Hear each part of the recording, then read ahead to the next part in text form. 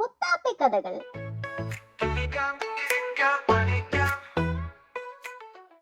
കൂട്ടുകാരെ, ഇന്ന് മുത്താപ്പി പതിവില്ലാത്ത സന്തോഷത്തിലാണ്. കാരണം എന്തെന്നോ? ഇന്നവരൊരു യാത്ര പോവുകയാണ് മൃഗശാലയിലേക്ക്. മൃഗശാല എന്ന് പറഞ്ഞാൽ അവിടെ ഒരുപാട് മൃഗങ്ങളും പക്ഷികളും ഒക്കെ ഉണ്ടാവും.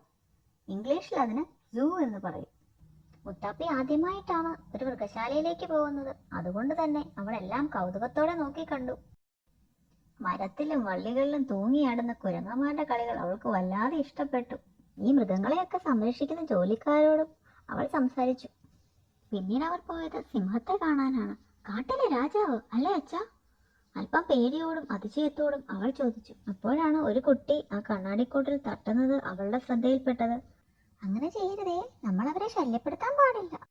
പിന്നീട് അവർ ജിറാഫിനെ കാണാൻ പോയി. അതിന് പച്ചിലകളും തിന്നാൻ കൊടുത്തു. അടുത്തതായി അവർ പോയത് അവിടെയുള്ള അക്വേറിയത്തിലേക്കാണ്. ഒരു അതിശയ ലോകത്തിൽ എത്തിപ്പെട്ടതുപോലായി മുത്താപ്പി. പല നിറങ്ങളിലും വലിപ്പത്തിലുമുള്ള മീനുകൾ നീന്തി തുടിക്കുന്ന സ്ഥലം. അവൾക്കവിടം നന്നേ ഇഷ്ടപ്പെട്ടു. അതിനുശേഷം പലതരത്തിലുള്ള പക്ഷികളെയും അവർ കണ്ടു. ഒടുവിൽ അവിടെയുള്ള ഒരു തടാകത്തിനരികിൽ അവർ വിശ്രമിക്കാനിരുന്നു. ആ തടാകത്തിലാകട്ടെ നിറയെ താറാവുകൾ നീന്തി തുടിക്കുന്നുണ്ടായിരുന്നു.